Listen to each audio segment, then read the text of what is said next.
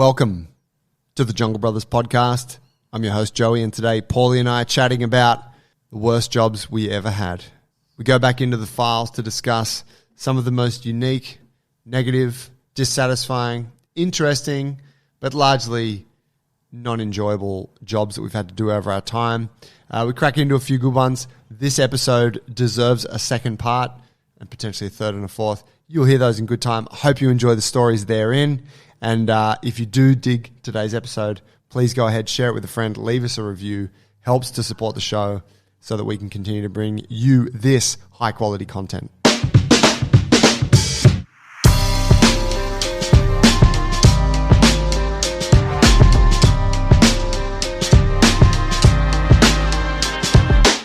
Welcome, bro.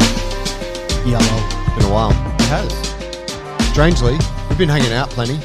See you here every bloody week. Every fucking 2 days, except weekends.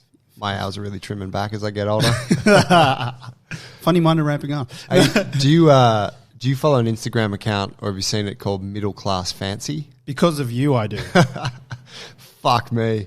I was looking at it yesterday. I mean, it's just on my feed, but they brought up some merchandise. They do t-shirts. Mm. And I'm like, hey, Mies, check this out. Look how funny this shit is. She never finds it that funny. All the stuff on that account, she's kind of like, when you're showing someone and you're like, oh, it doesn't hit with them the same as it hits with me. Yeah. But they do t-shirts and they have I'll try and describe a couple, but like a big timber deck, and then it says Big Deck Energy. And then there's another one. It's a ride-on lawnmower, and it says, "You're becoming a real dad." We ride at dawn. Oh yeah. Shit like that. Okay, You're like, oh fuck. I'm like, babe, don't buy me any of these, but I think they're hilarious. Because she would if you liked it. She'd be like, "That's a cute gift to get." Yeah, like one birthday. Yeah. I found myself only a couple of weeks ago explaining one of the memes to Kate, and that is my mother-in-law for the listeners. And I can't remember how it came up. It was something, we were in the kitchen washing the dishes or whatever, and it came up to I think it was a board, like a cutting board. And I remembered the meme in it, and I explained it to her about middle class fancy. And I try to set the context a little bit. And it was a picture of a cheese board that looked like a bunch of fucking bush turkeys just ripped through it. So there's crumbs everywhere, there's smeared cheese, and it's all kind of eaten and it's all gone, and it's a mess. And it said something underneath when the girls meet up for a bit of wine, it turns into a big one. It's this is what the cheese board looks like. And the girls are having a little bit of wine in the park and it turns into a big one. Just smashing the champers under the tree. It's all about, for the women, it's the white wine. Yeah. For the guys, it's the dude's always named Randy. Yes. It's very American. Yeah. Oh, man, it's a beautiful account. But, yeah, in that same way, and I'm sure for anyone listening that's, under 35, they're like, I don't get it. Yeah. But I was like, Mies, I was like, this is me now. The ride, I want to ride on lawnmower and shit. Yeah. We ride at dawn. That's a pretty good one. The other one was a Tarago, big Tarago on the doors open, and then it says, let's rock and roll. Oh, Lord. Shit. Sitting here with a couple of dad caps on. That's right. The JB dad cap. Are they available online, or was it a pre-order item only? It was a pre-order online, but hell, if you DM us, we'll send one out. Just DM us. If you haven't seen them, I've been wearing them in my stories heaps lately. I'm wearing them all the time. Yeah. My dome piece is cold in this weather. My hair's out of fucking control. That's why I'm wearing a hat all week. Yeah, right. Yeah. I'm kind of growing it at the moment. You headed somewhere new with that? Potentially. So but I need to grow it for a bit to know whether I'm going to do it or not. Which is just, I was going to grow a fro. So I might grow out the sides because I need to grow out the sides a bit for that. Or I might get some twists or something like that. Oh, cool. Yeah. Yeah. Twist flat top type of short sides. Do you look at white guys like me with white guy hair and ever think, oh, I wish I had straight hair like that? Yeah. Do you? Yeah. Do you think... not a lot, but I used to, especially when you were a teenager or you're 20, just because it'd be, oh, fuck, I wish I could do that with my hair. Yeah, there's stuff that they can do you can't. Well, there's chemicals out there. I could perm this bitch if I wanted to. Really could, but no. Because I was going to say, I look at you and think, oh, it'd be cool to be able to go on afro. Yeah. But, but then there's also the downside of having whatever hair you have, isn't there? pubic hair on your head. Yeah. I've always thought it'd be mad to put the chemicals in it and then put a nice part in it and wear a suit. I just thought that's a really funny 1920s look. So that's what a perm is? I don't really fucking know. Come on, I don't man. live in America. Come on, man. I don't really indulge in it too much. But it's when they straighten the hair, Right. as far as I know. Yeah. I mean, I grew up with my sisters using straightener all the time. Yeah. And that's chemicals. You put it in, you comb it through, you leave it in for a certain amount of time. You might have to do it twice and it straightens the hair. Yeah. And they'd blow dry it and stuff. But I guess I always thought that a perm was a similar thing, Yeah. but kind of used More for... hardcore. Yeah, I don't know. But yeah, That's some cool shit. I don't know. The big news this week, you know the news, but I want to share it with our listeners. Jungle Dublin is opening at the end of the year. So what's the deal? Because, well, probably the listeners think that I know everything that's going on, but I don't quite, because where you're looking after that, you're spearheading it, so to speak. I'm supporting. I've been working in a different area of that Software and stuff. development. Plus, I'm holding down the gym on behalf of us. But yeah, what's going on? Like, what changed? Because I knew that this was in the pipeline, but then I see the post and I'm like, ooh, Official. And I want to talk to Joey about what happened. Yeah, so to paint the picture for folks, the coach Aaron, who's been one of the greatest to pass through this gym, and he's been coaching with us for 5 years, 4 years, something like that. About 5. Yeah, he always was, his plan was always to return to Ireland, where he's from, with his fam. COVID fucked that up a little bit, delayed their plans. But, you know, once we sort of came out of the second lockdown, he's like, yeah, we're headed back, and he had a date. He had been working with us while we were developing the alliance, and he's seeing it and contributing to it, and, you know, and so we never wanted to have the discussion in a like make a decision now kind of way. Like, are you going to open an alliance gym when you get to Ireland? But he was always going to open a gym. So it was always for us, like, I always spoke to him like, you know, if you were to do this kind of thing. And he always reciprocated that energy. So anyway, I got to a point where I was like, so what are we doing, you know? Yeah. And he's like, I'm keen. I want to know more. So him and his awesome mate Bucky, who trains here, who's headed back in a couple of months, I think. Shout outs. Bucky's a legend. Bucky. He was in before. He's been in every days. He's building up to a big Jungle Dublin opening. That's right. Wants to look good. Wants the splits for it. Oh, does he? No. God, he's got long legs too. Really long. Those two boys, fucking legs all day. Yeah. They're extremely tall twin gentlemen, towers, and both long legs. But so we sat down, and it was like, look, man. What was really cool was that we've been crystallizing this alliance idea as you've been building the software. We've been we knew what the mission was, right? To empower other aspiring gym owners who want to do it like we did it, to build a community of gym owners to be able to support each other, which in turn allows us to build more micro communities of people who are getting strong and becoming healthy around the world. But it was like, what are the specifics of that? We had the software piece, but it's like, well, how does it all play out? How does it work? So what's been really cool is that I was able to sit with them and say, you guys will be our first true ally gym because you're not Tiora. Like, Tiora is one of the founders. So when he opened Jungle Ballina, it was as if he was going to do anything else, right? You know, and in truth, I mean, T's actually been the first ally gym because that's been testing the blueprint. But they were like the first guys who had the option to be anything they wanted. And we're like, hey, this is what we're offering you. And so, you know, we sat and had that meeting and they were like, sounds fucking awesome. We'd love to do it. So, yeah. And so, you know, essentially that was like everything, programming, the branding, all of whatever help you need, all the systems, it's all there, the software, you know, you get it all if you stand alongside us. So we've just been working towards that. As I went back shortly after that meeting, Bucky's yet to go, you know, so there's a bunch of things they need to do, right, to have their doors open later in the year. And that's what you and I, Paul, have been working on of late, which has been really cool. But the big question that came up when I put that out, because I've been a little bit reluctant to talk about it because not about Jungle Dublin, but just the alliance. It's hard. It has been hard at times to talk about it because it is not still a fully crystallized, like, idea Yeah. thing. You know, there's so many moving parts to it. But I put a post out about it as you were talking, and as we were talking about earlier. And people have started asking, like, so what's the deal? Are you guys franchising now? Yeah. Yeah, and so I put a thing out today where, you know, basically trying to make people understand. We looked at the franchise thing, didn't we? Like, we had business coaches who were like, franchise, man, that's how you do it. Mm-hmm. Build your Bible. Here's the franchise booklet. You put it out there, investors, you know, franchisees, pick it up, do the thing. And we're like, who the fuck buys franchises? Which we remember, I don't know if you remember when we had that fella, I don't remember his name, lovely guy. Yes, I do remember the guy. I don't remember his name. Did T go over to his gym? No, he didn't have a gym. He was just a business coach kind of guy. But he was, I remember the brand.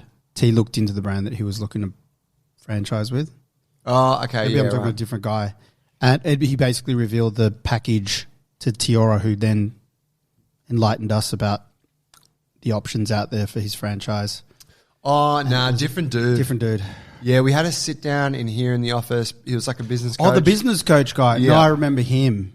Fucking legend. He was good. Gave us his time, you know, and he's like franchise. And we asked him, we were like, who buys franchises? Like, Yes. Yeah, like who buys? And he was like, well, like people who want to, you know, get a return, like looking for a smart business decision, you know, Yes, that kind of yeah. thing. And we're like, I don't really know.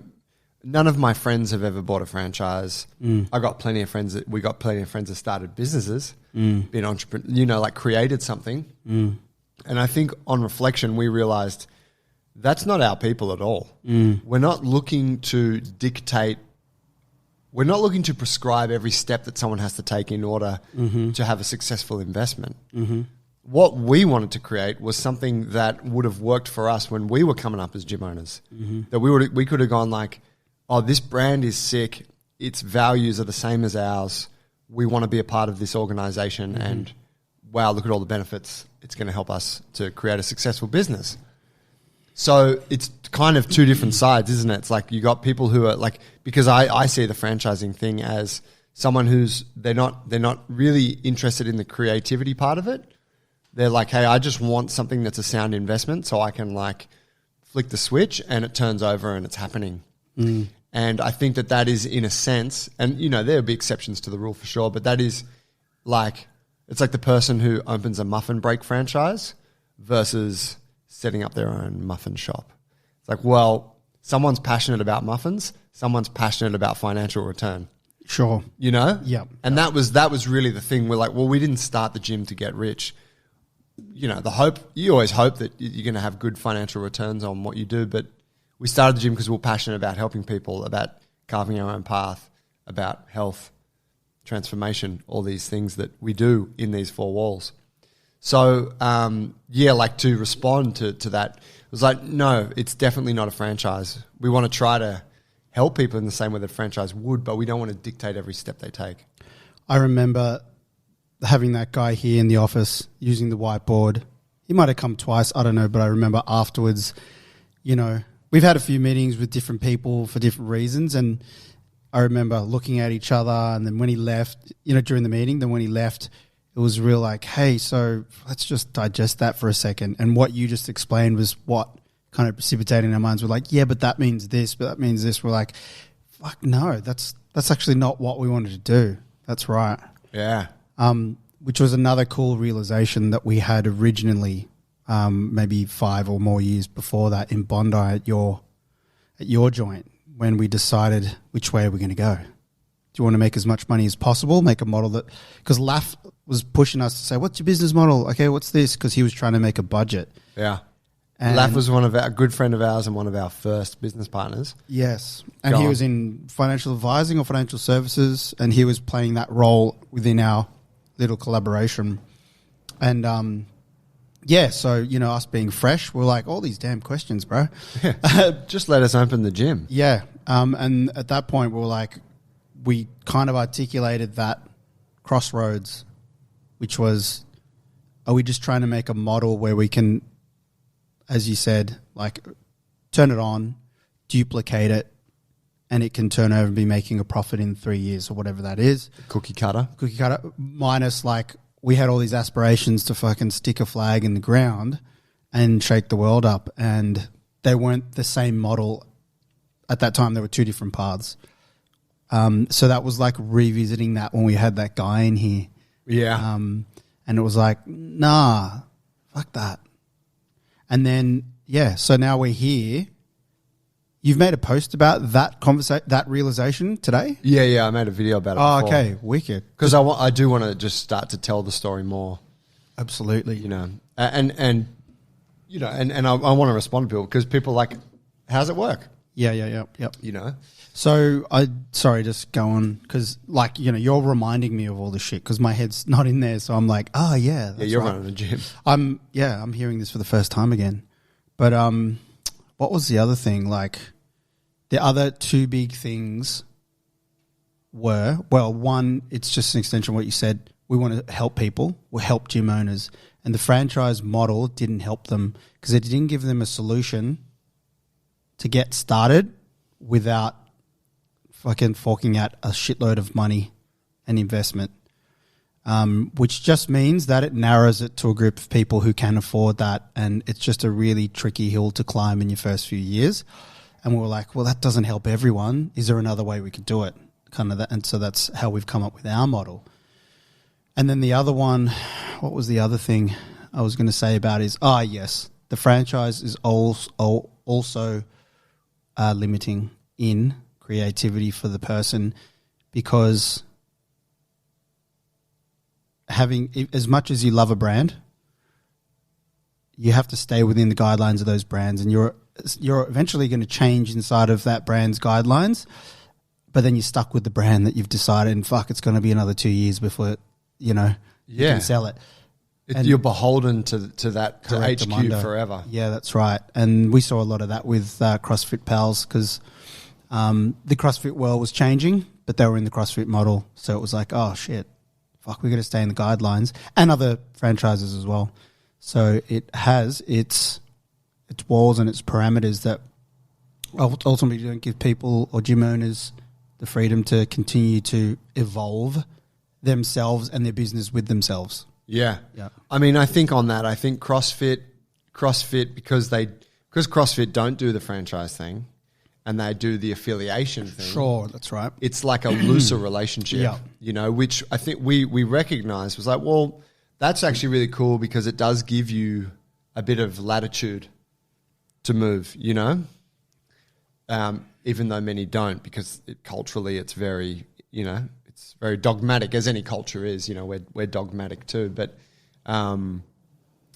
you know, I think with CrossFit, like, it's harder to break rules versus franchise. Like, you know, if you got an F45, I don't think you can go, hey, I'm going to start running like a mobility and a handstand class. Like, no. It goes for 46 minutes because I think we need more time. Yeah, like it's you do what they tell you do. Yeah. And that's the product.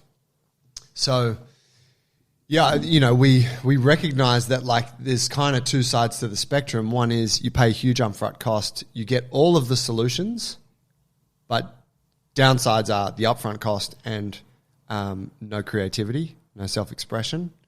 Other end of the spectrum is like full expression, or let's say affiliation, not full expression, but, you know, you have more room to move. You don't have to pay a lot for it, but you also don't get a lot. You don't actually get a community.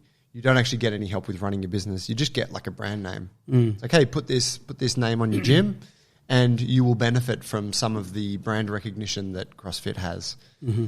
So yeah, for us, and this is how I try and explain it to people, it's like somewhere in the middle. It's like you get all of the help, all of the solutions, but you don't have to pay the money. You also get room to move and freedom to express yourself a bit, as long as you stay within the parameters that we all agree are in line with the values of the organization. And you get the community. You actually get connection with us, mentorship, friendship, all the other, T's Gym, Dublin Gym.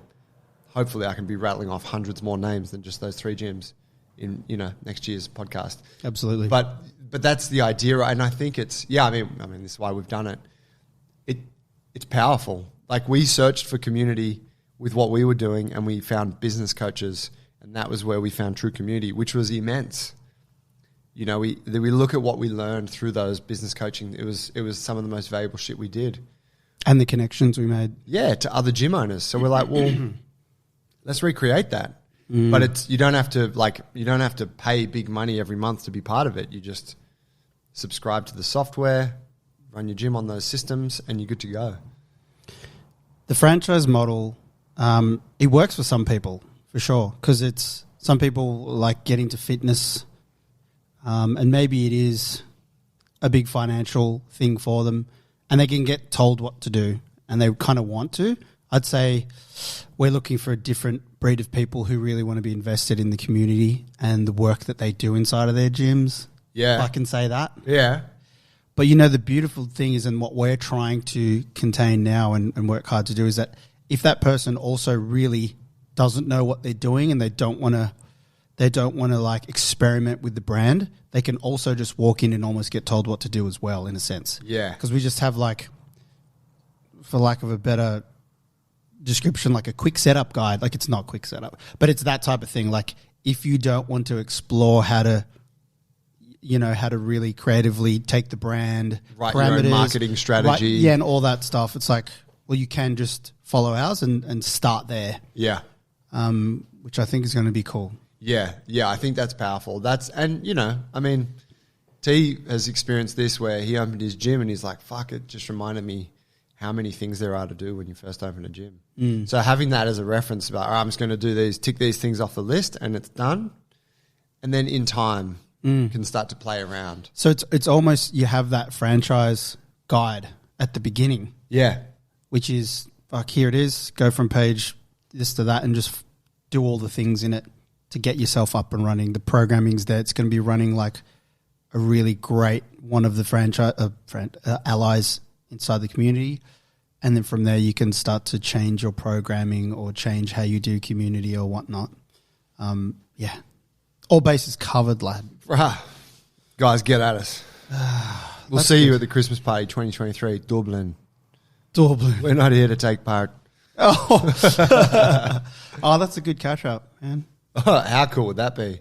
Yeah. Hot boy Euro summer. Whoop, whoop. Oh. Let's get into today's topic, Paul. Today's topic is the shittest jobs that we've ever had. Continued. This would be a part one. I know you had a hard time thinking about them because as we identified, you see the world through rose-coloured glasses. Yeah, yeah. They were all experiences, and I look back and I'm nostalgic, like, oh, yeah, that was shit, man. You know? Yeah, I don't. Yeah, I value all of the experience, you know. Yeah. Let me open with this. Joey's job in promotions.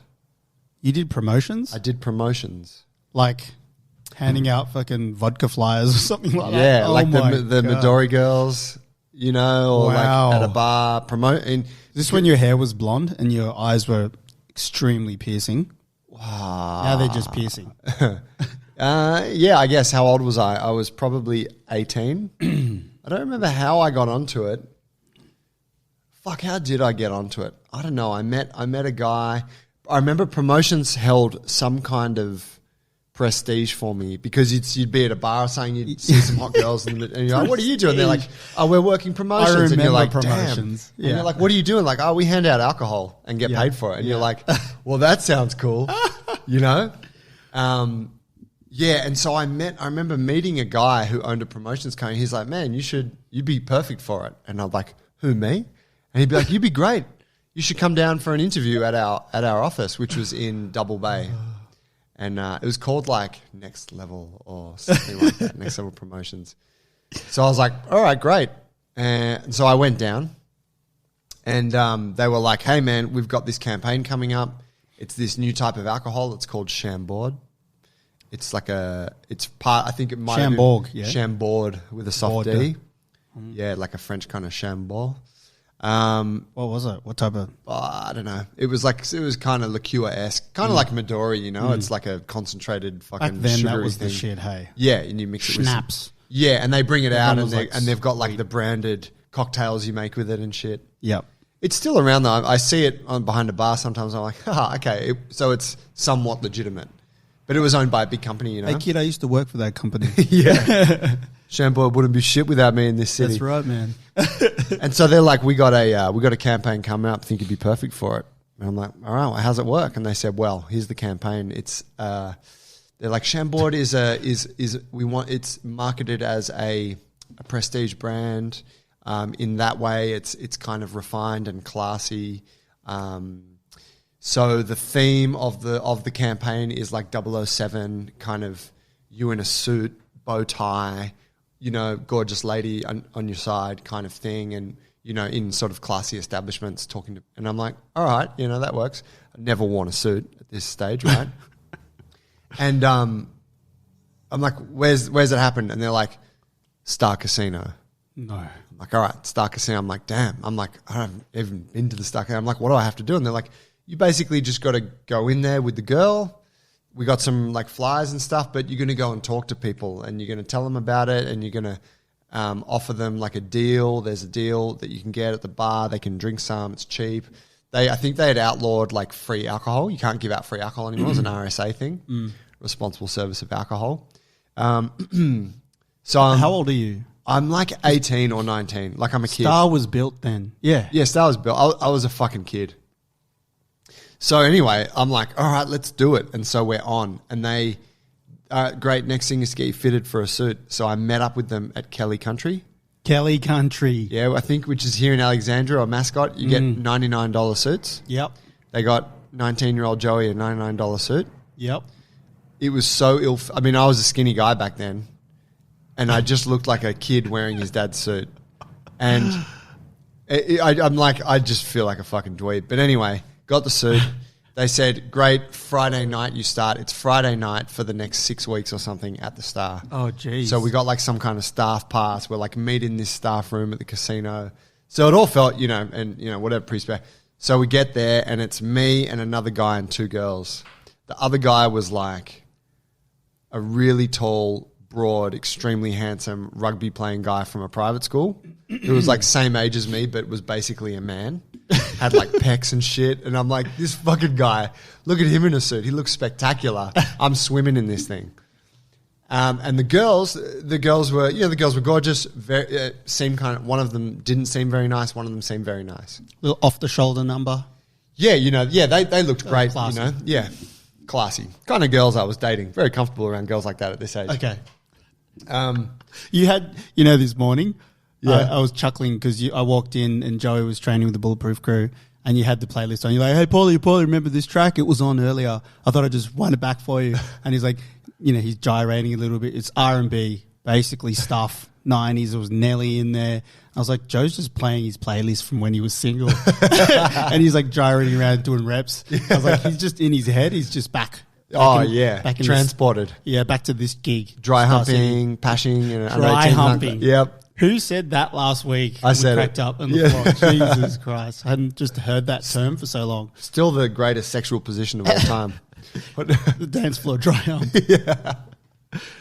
Oh my God. But so we're doing this thing and I got paired with the friendly girl and it was fine, but all I remember was that the promotional people were there, and they're like the people around the country. They're like, all right, so you're gonna be in this bar, and then you guys will go to this bar. There's multiple bars at the casino, and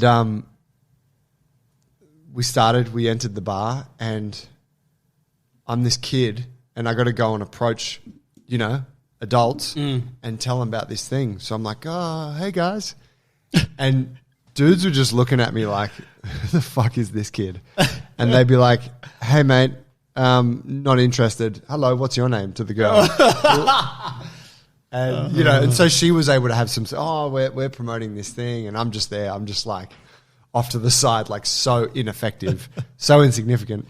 You know, might have sold a couple, whatever. But it was like, I don't know if you or if those listening can identify with this feeling.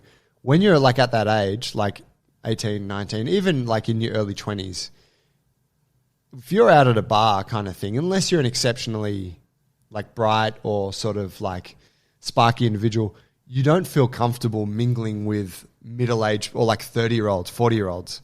Like it's very hard to meet them at that level because really you're a kid. Like you've only just been allowed into bars.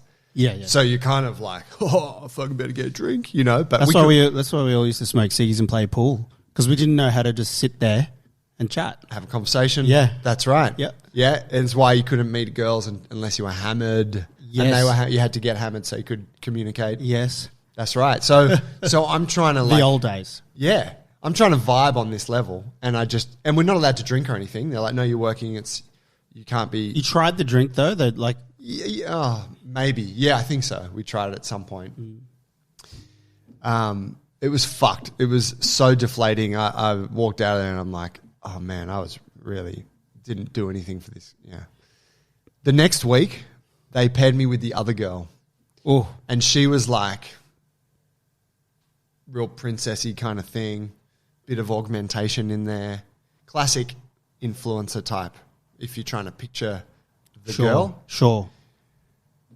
I'm open to all Easy kinds on the eyes. Yeah, but I'm open to all kinds of people. But she was so fucking rude. She was like such a cow, and we were at a different bar, and we were already like in the lift on the way there, and she'd offended me multiple times, and I'm like, you're so fucking rude, and she's like, excuse me. I'm like, man, like, and I just called her out on her rudeness, yes. and she took it. Like she took it, she came back. She wasn't like, oh, sorry. She was like, oh, well, you know, and kind of stood her ground. But it sort of simmered it down. But basically when we got into the bar, we just split ways. Oh, damn. And he was my saving grace. I'm up there. I'm trying to sell this thing. It's another bar. No one wants to fucking talk to me. All the guys want to talk to her. Casino's full of dudes, right? Of course. Oh, great. Here's a, you know, good-looking broad, good-looking girl that wants to talk to me. You know, so she's doing great. The owners of the promotions company are there. I can remember they were looking at me, and I'm just like, this is fucked. And I went over to a table to two guys, and I'm like, hey, guys, have you heard about this thing? And they're like, no. And then I was like, man, don't I recognize you? And they were a couple of homeboys from around the way who I'd met through Tane and Johnny Filipana and like some of my Māori friends. Oh, okay. And I'm like, I met you guys before. And they're like, oh, yeah, you know, and we had yes. And then I was like, they're like, what are you doing? And I'm like, I'm doing promotions. And they're like, bro, you should have a drink. And I was like, you know what? I looked at the owner of the company, like he's sitting outside kind of keeping an eye on me. And then I looked at the girl and I'm like, yeah, fuck it, let's get a drink. And that was it. That was the end of the gig. That was the fucking end of it. You had your suit, you had a few drinks. Yep. You kept the suit. Yep. I mean, it sounds very brief, but by the time I made that decision, I knew I'm not going to have any benefit. And you're not going to see the 6 weeks through, whatever. It might have been week 3 or something, but yeah, that was the deal. Fuck. Oh, I hate that. Bro. But quite good. I mean, I've always admired you from a young age. You were able to tell her you were so rude, or I probably wouldn't have done that. Just to tell her, like, you know, this isn't working. And then, yeah, just cutting it off like that. That's classic. It was good. So with the boys. Hey, with the boys. Hey, fuck this. So, that was it. End of story. Yeah, done. I took the suit home. I'm like, that's mine. That's mine, you dogs. I mean, it was a shit. It was like 4 hours on a Friday night. Oh. But I was like, you guys suck. Like this, choosing to put me in front, I'm like, big mistake. Like, you don't put a boy in front of adults and try to get them to sell something on their level. Yeah. You know? Yeah, it's pretty like cowboyish that you just, just what qualifications do you have for this? Yeah. You know, you're almost there to escort the girl around.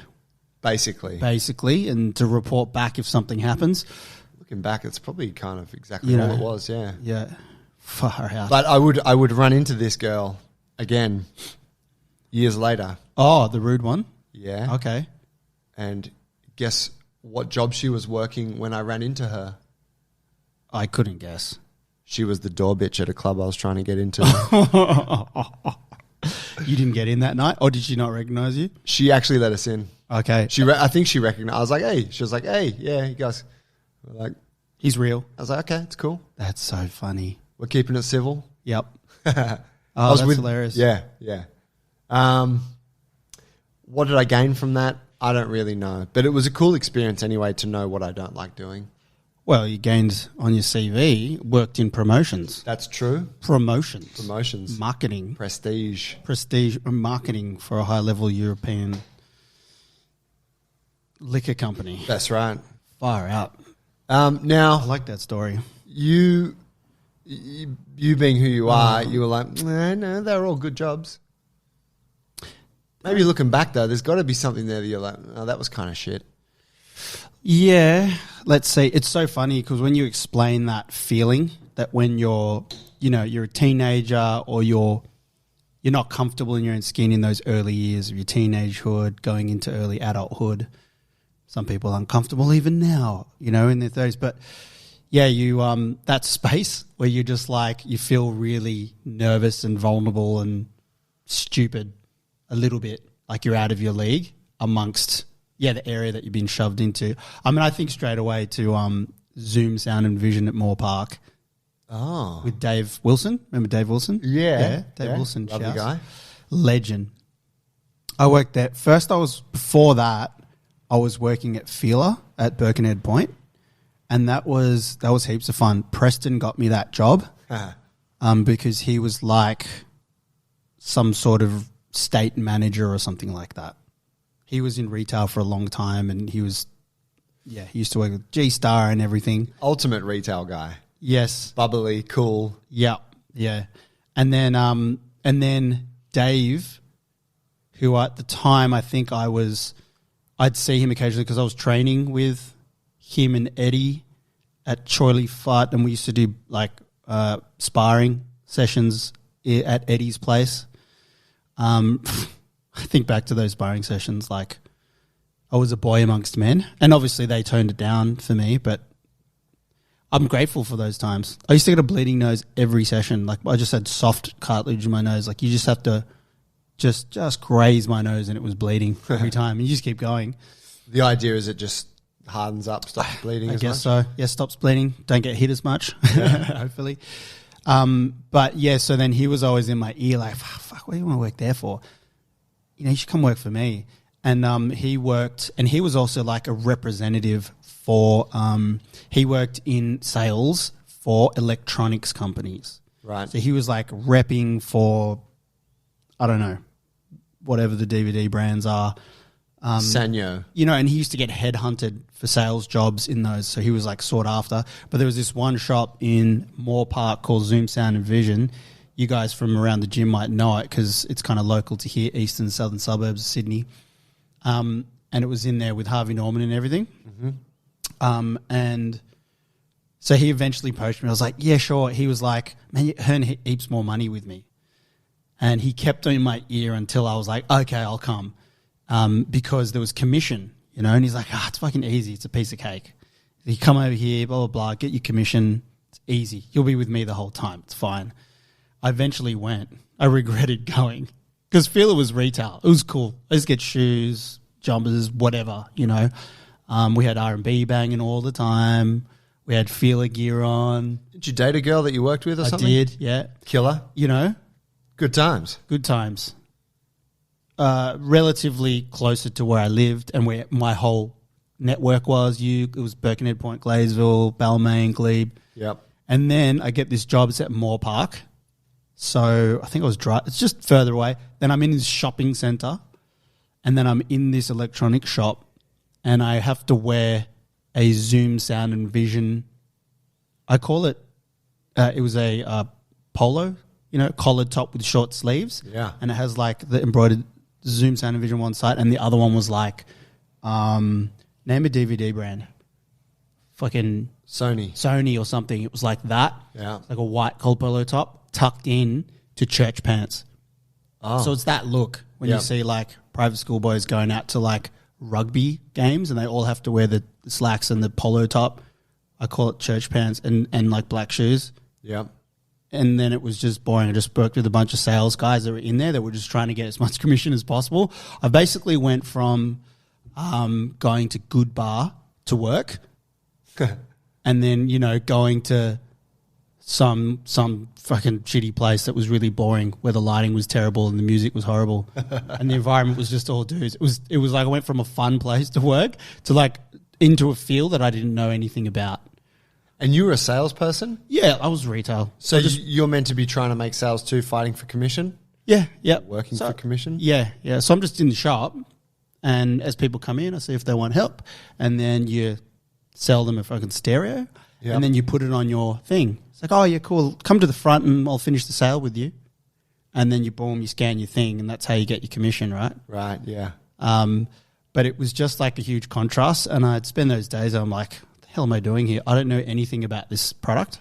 Whereas with clothes, well, I could explain what I liked about something quite easily. I didn't know shit about electronics. Like, I wasn't really into that at all. Yeah.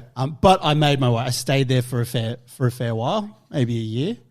Found my tracks that I used to like selling stereos because I just put music on and talk about the music. I was like, check out this Eagles track. It sounds really good on this. Blast it up. Turn up the bass a little bit. Bro. But then they asked me some technical shit. I had no idea. Do you remember Boogie Nights? Yeah. Buck's Super Stereo. Oh, yeah. When he leaves the porn industry and Big starts selling stereos. In the cowboy outfit. Yeah, and the guy's like, and he's like turning it up. And he's like, that's called hi-fi. That's high fidelity audio. That's me. Yeah. That was me. Dude, that's so good. I'm not sure if I need all that bass. Oh, bro. It was just like, it was so awkward. But anyway, Dave. How old were you? I don't know, like Driving. 18. Okay, yep. 18, maybe. But what a stitch up from Dave. Stitch up, Dave. But the thing is that Dave loved me like, I'm like a little brother. So him and Eddie were close, and those guys go way back with Trolley Fart and fighting and growing up with Mike Tyson era and all that. And I was like the little guy that came and hung with them, and we sparred together. We did Trolley Fart, and I was like the cool kid that was always just around. And he just wanted me to, I think, he really just wanted me to be around in his store because it wasn't that much fun for him. And the boss there was, it was a South African family, and he was a prick. He was a bit of a prick. He was just a bit rude and, not much of a, he didn't go out of his way to make me feel comfortable, for instance. Right. And that's just how he does his business. It's pretty tough. But, so I'd be there and Dave would be selling, and Dave would come over and, he'd just want to talk fights, and spar me inside the store. He's like, because he was very comfortable there. Yeah. It was cool. I was like good company. It's like, to break the monotony of his day. Like, you bastard. Yeah. So that was just like a mismatched job, Were you making good money? Do you remember? Like, was that significant? Don't remember. Man, like I can't even put that timeline together, off the top of my head, because it was just a bit tricky when I finished school. I think I was still at school, that's what it was. I think I was working weekends there. That's right. what it was. Yeah. Yeah, because that was pre-Panavision days. There's another job. Right. Yeah, that's what it was. I was at school. Yeah, okay. I went from Macca's to Feeler. from Feeler to this job. Okay. And so you weren't driving? Or you were driving at that stage? No, I wasn't. Yeah, I was okay. not. You're public transpo. Yeah. Yeah, which means then that the change from being at Drummoyne at Birkenhead Point to Moore Park is like considerable travel time. Yeah, that was just a mismatch. So like yours, you're standing there going, I feel like an idiot in this outfit. And I just don't know what I'm talking about here. It's such a shit way to feel. Yeah. I mean, arguably you go through that in any new job to an extent, don't you? Yeah. Like maybe just not knowing how to act kind of thing, that can take time. But yeah, I think when you're like, I'm a kid, like I'm not. I had that same feeling when I worked for my dad at his nursery, where he'd tell me to go up and ask someone if they needed help, and then they'd say, "Oh yeah, I've got this spots on the underside of my spathiphyllin plants. Can you help me with something for that?" And I'd be like, "Let me just check with Dad." And that's my response to every question. And I'm like, what am I doing here? Yeah. Same kind of shit. You're helping them to the car, bro. Well, there's a bit of that. What about film industry? Yeah. I can think of one time, I mean, there's many, but one that stands out as being a real shit time, which was, we were both working on this film, but different units, Stealth. And we switched to, it was kind of the end of it, we did 6 weeks of night shoots in the Blue Mountains. Mm. And it was middle of winter. And we would start work at like 4 in the afternoon. So you'd start work right at that time when you're just kind of starting to wind down. 6 weeks.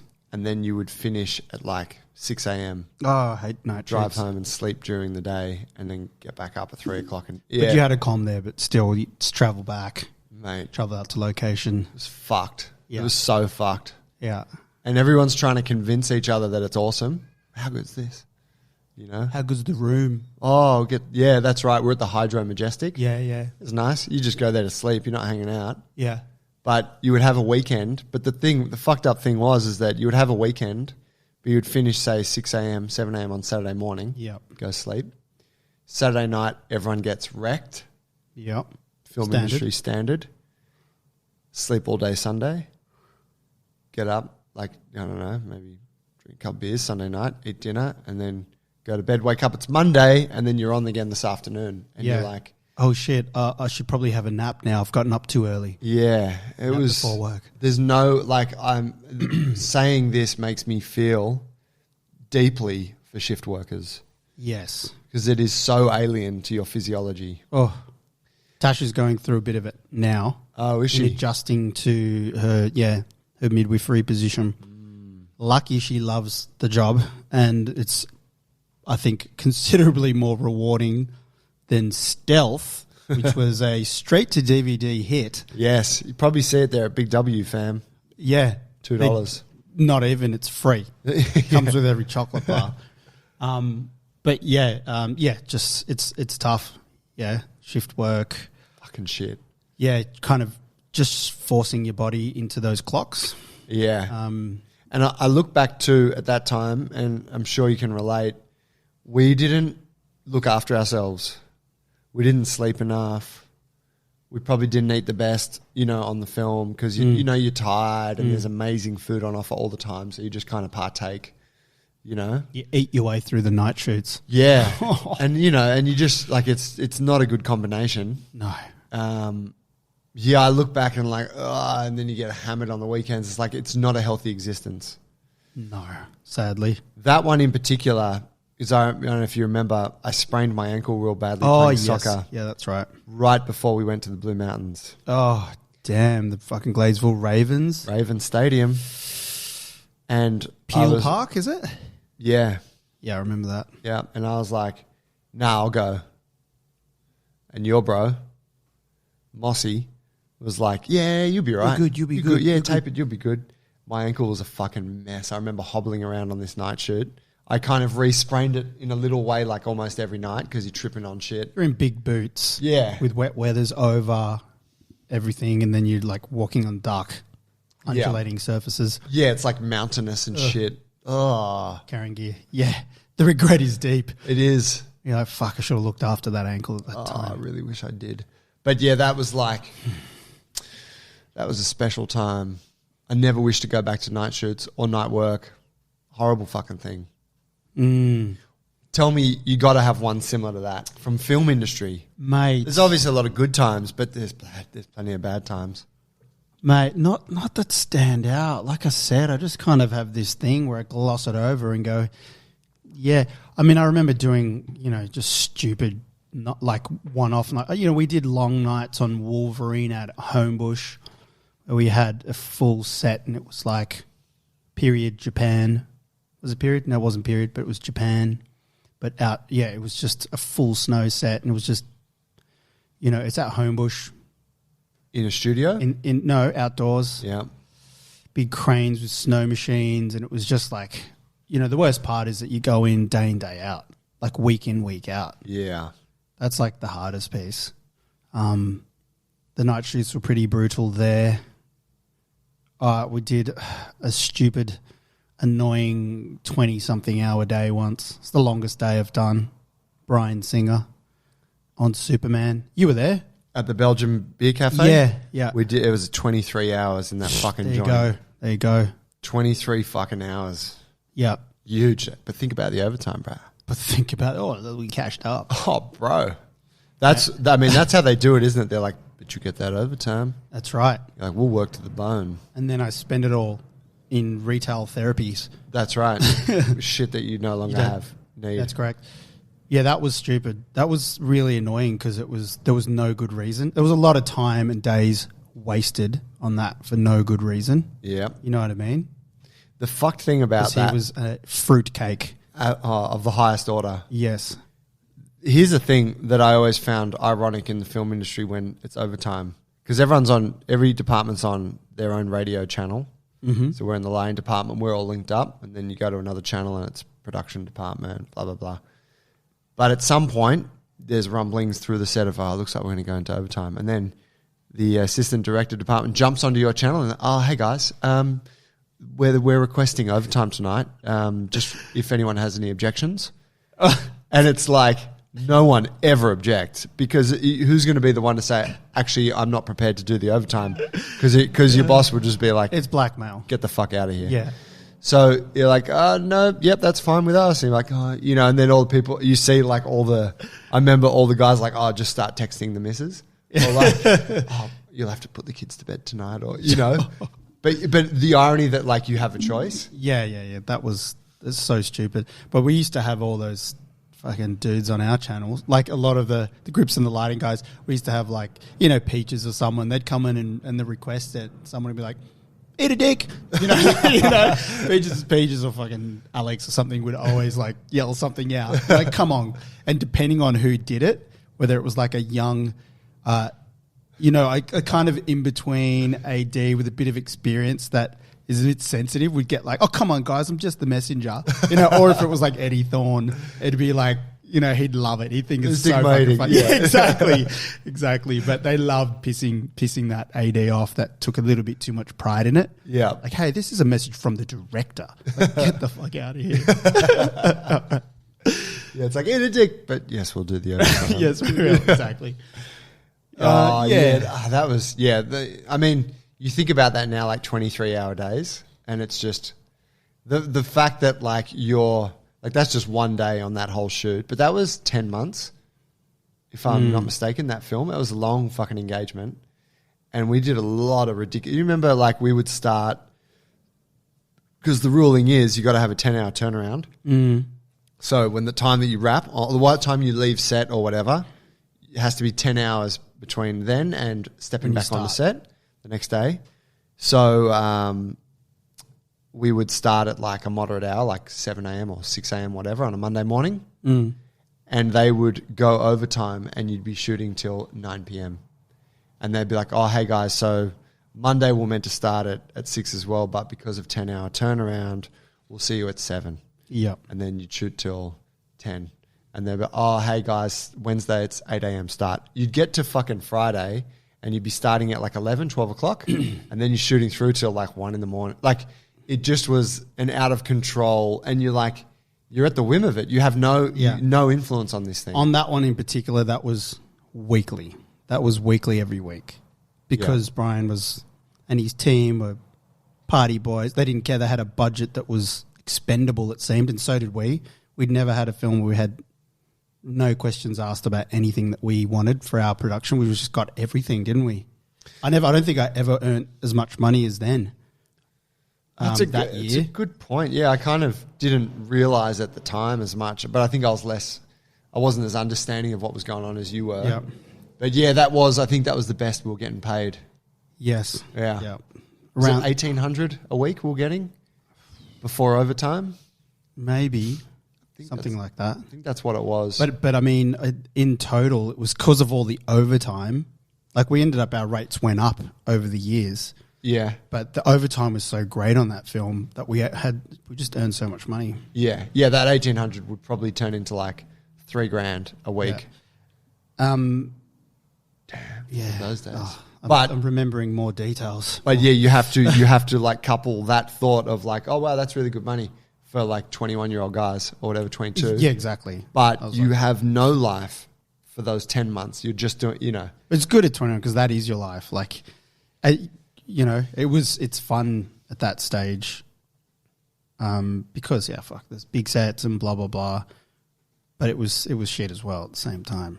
Tell me about Bryan Singer for the people that people are like, I want to know more about Bryan Singer. Why was he a party boy? What was his deal? there's so many things to go into, but just He directed The Usual Suspects. yeah. We were very excited when he was coming. I was like, Usual Suspects director, like amazing. Yeah. And now he's directed a bunch of the other big Marvel films, I think. Right. What were the other notable films that he did? I don't know. I'll look it up right now. I got the internet on my phone just here.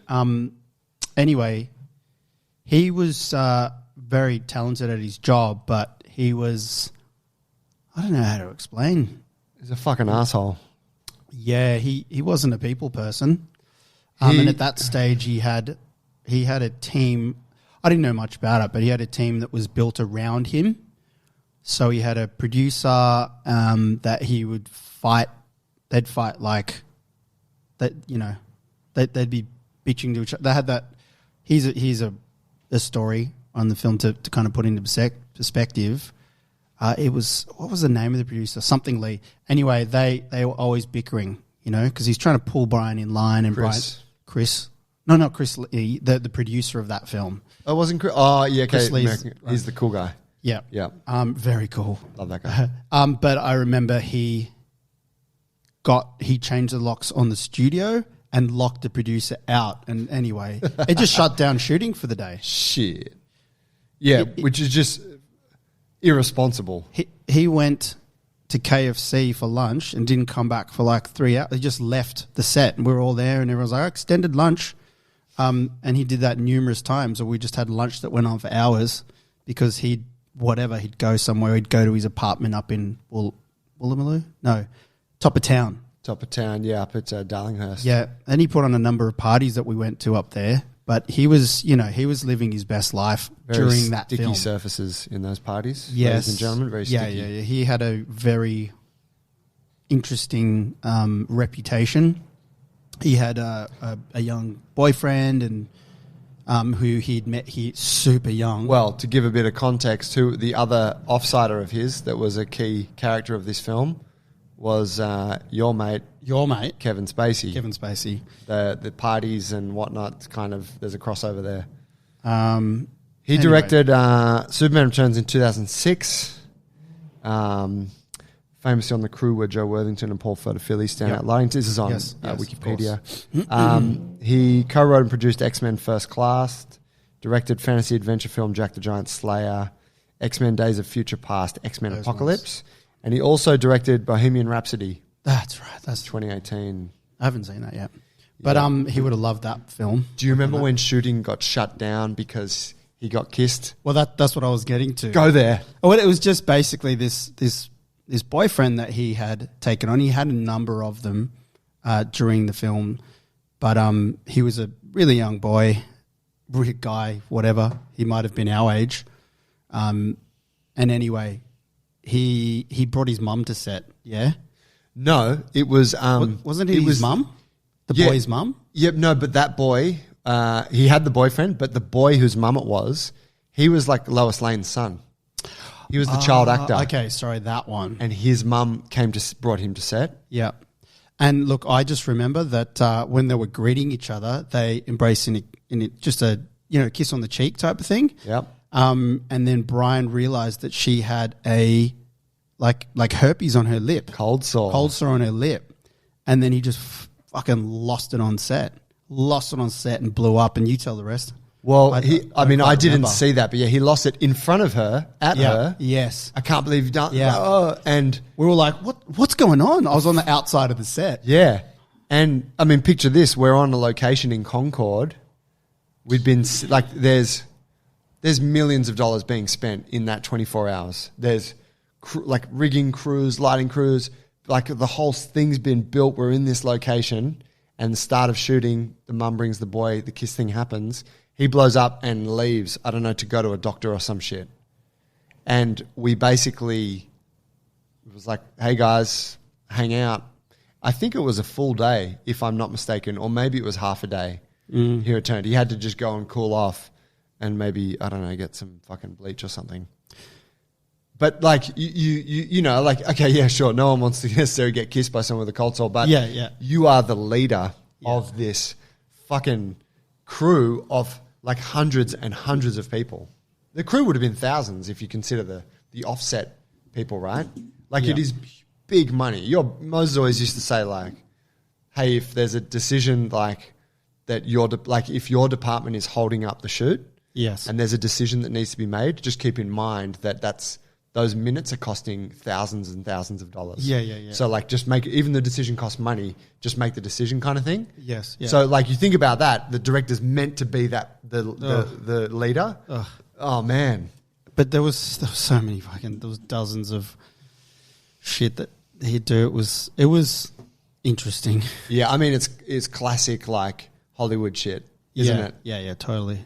On another day, we can go into the Kevin Spacey piece, but it's very interesting to see what's unfolding with him now. What happened in the end? Well, I mean, I don't know what came of those sort of initial allegations or trials, but he's on trial, I believe, in England at the moment because he did a stint there working in a theatre, and there's been a bunch of people who have come out, males, like, yeah, he abused me during his time there.